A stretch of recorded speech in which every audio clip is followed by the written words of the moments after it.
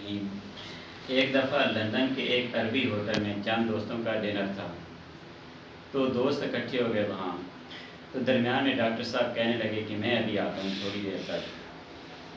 تو باقی دوست گپ شپ کرتے رہے۔ جیسے ہی ڈاکٹر صاحب واپس آئے تو باقی دوست پوچھنے لگے کہ ڈاکٹر صاحب آپ نے تو کافی دیر لگا دی، خیریت تھی، کہاں چلے گئے تھے؟ تو ڈاکٹر صاحب انہیں بتانے لگے کہ میں نماز پڑھنے گیا تھا۔ تو ان کے دوست جو بہت زیادہ دنیا دار تھے اور نام کے مسلمان رہ گئے تھے، تو وہ ڈاکٹر صاحب سے کہنے لگے کہ آپ ابھی تک نمازیں پڑھتے ہیں؟ تو مذہب کے اوپر بات چیت ہونا شروع ہو گئی۔ تو انہوں نے ڈاکٹر صاحب سے پوچھا کہ ڈاکٹر صاحب آپ نے یہ نماز پڑھنا کب سے سیکھی ہے، کب سے شروع کی ہے؟ تو ڈاکٹر صاحب کہنے لگے کہ جب میں 7 سال کی عمر کا تھا تو میں نے نماز پڑھنا شروع کی، سیکھنا شروع کی، اور جب میں 10 سال کی عمر کا ہوا تو باقاعدہ نماز میں نے پڑھنا شروع کی ہے، اور آج تک میں باقاعدگی سے نماز پڑھ رہا ہوں۔ تو اس حوالے سے دوستوں کے درمیان بات چیت ہونے لگی، اور جو دوست سب سے زیادہ اس مدد کے اوپر بات کر رہا تھا اس نے ڈاکٹر صاحب سے اصرار کیا کہ میں چند سوالات آپ سے کرنا چاہتا ہوں۔ تو ڈاکٹر صاحب نے ہیپیلی ان کو بول دیا کہ ٹھیک ہے، میں آپ کے ہر سوال کا جواب دوں گا، اور ساتھ یہ بھی طے پایا کہ آپ میرے کسی سوال کا مائنڈ نہیں کریں گے اور میرے سارے سوالوں کا جواب دیں گے۔ تو ڈاکٹر صاحب نے حامی بھر لی کہ بالکل ٹھیک ہے، میں آپ کے سارے سوالوں کا جواب بخوشی دوں گا۔ اب انہوں نے پہلا سوال جو کیا کہ فرض کریں، انہوں نے یہ مفروضہ قائم کیا کہ آپ یہ جو عبادات کرتے ہیں، ذکر اذکار کرتے ہیں، فرائض آپ سر انجام بجا لاتے ہیں، تو فرض کریں اگر کل کو اس کی سزا جزا نہ ہو تو پھر آپ کا کیا ری ایکشن ہوگا، آپ کیا کریں گے؟ یعنی اس نے یہ مفروضہ قائم کیا، کیونکہ وہ نام کے مسلمان رہ گئے تھے اور دین سے بہت زیادہ دوری ہو گئی تھی، اور اسی وجہ سے عجیب و غریب قسم کے وہ سوال کر رہے تھے۔ اب انہوں نے یہ مفروضہ قائم کیا ہے، اور اس کے اوپر کافی بات چیت ڈاکٹر صاحب سے اور باقی دوستوں کے درمیان ہوتی رہی۔ خیر، ان کا سوال سنتے ہی ڈاکٹر صاحب نے کہا کہ فرض کریں، پہلی بات تو یہ ہے کہ ایسا ہوتا نہیں ہے، کیونکہ اسلام سچا مذہب ہے، اسلام سچا مذہب ہے، اور مرنے کے بعد بھی ایک زندگی ہے، اور ہم جو نیکیاں کرتے ہیں اس کا اچھا صلہ اللہ کے ہاں ہے، اور جو گناہ ہوتے ہیں تو اس کی سزا بھی اللہ پاک دیں گے۔ تو یہ جزا سزا کا سلسلہ ہے، قیامت بھی آئے گی، اور یہ جو ہم عبادات کرتے ہیں، ذکر اذکار کرتے ہیں، اللہ کے حکموں کو بجا لاتے ہیں، پیارے آقا علیہ السلام کی سنتوں پر عمل کرتے ہیں، تو اس کا بالکل انعام ملے گا۔ خیر، کیونکہ اس نے ایک مفروضہ کر کے اس سوال کو پیش کیا، اور ساتھ یہ بھی شرط تھی کہ آپ جواب بھی دیں گے اور ہماری باتوں کو آپ مائنڈ بھی نہیں کریں گے، تو ڈاکٹر صاحب کہنے لگے کہ فرض کریں میں نے نماز پڑھی اور ہم نماز پڑھتے ہیں،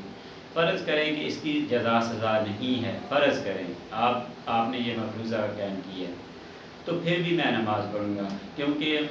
میں ڈاکٹر ہوں۔ اور ڈاکٹر صاحب کہنے لگے کہ میں ڈاکٹر ہوں اور مجھے پتہ ہے کہ یہ اچھی جسمانی ورزش ہے، اور جیسے ہی انہوں نے اس کی ڈیٹیل بتائی تو وہ اس کی بات کو، ڈاکٹر صاحب کی بات کو انہوں نے من تسلیم کر دیا کہ بالکل آپ ٹھیک کہتے ہیں۔ اب پھر روزے کے حوالے سے بات ہوئی کہ فرض کریں اب روزے کی جزا سزا نہیں ہے اور آپ پھر بھی روزے رکھ رہے ہیں، پھر ڈاکٹر صاحب نے روزے کی اہمیت بھی بتائی کہ یہ صحت ہے روزہ رکھنا، کہ کچھ عرصے کے بعد انسان کو ایسا لازماً کرنا چاہیے کہ کچھ دیر کے لیے کھانے سے رکنا چاہیے۔ پھر اس کے ڈاکٹر صاحب نے بڑے فائدے بتائے کہ جو انسان روزہ رکھتا ہے تو اس کے دنیاوی کیا فائدے حاصل ہوتے ہیں، تو پھر اس بات پہ بھی وہ دوست مطمئن ہو گئے۔ اب تیسری بات پھر حج پہ تھی کہ یہ جو ہم حج کرتے ہیں، تو ڈاکٹر صاحب نے پھر اس کو پکنک کے ساتھ اس بات کو جوڑا، اور ڈاکٹر صاحب کہنے لگے کہ آپ انجوائے کرتے ہیں، پکنک کے لیے آپ مختلف مقامات پر جاتے ہیں، سیر و تفریح کرتے ہیں۔ آپ کیوں کرتے ہیں سیر و تفریح؟ اس لیے کرتے ہیں کہ ہم زندگی کے چند لمحات خوشیوں میں گزاریں اور ایسی جگہ جائیں جہاں ہمیں سکون ہو۔ تو ڈاکٹر صاحب کہنے لگے کہ فرض کریں یہ آپ کا ہی مفروض ہے کہ اگر اس کی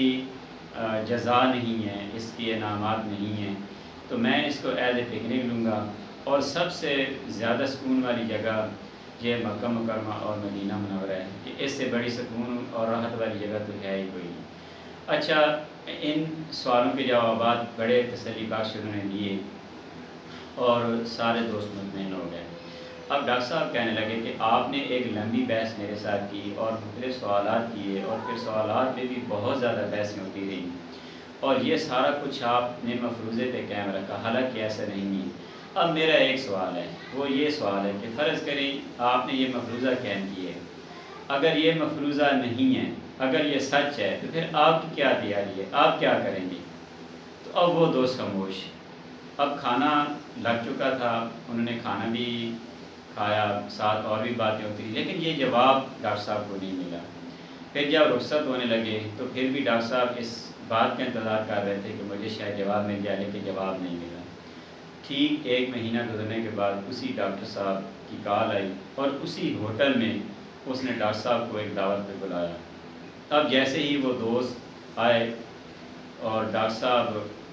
کی ملاقات ہوئی تو وہ دوست زاروں قطار رونے لگ گئے،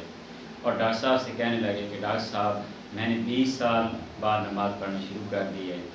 اور آپ کی باتوں کا دل پہ بہت بڑا اثر ہوا ہے، اور میں نے دل سے یہ بات تسلیم کی ہے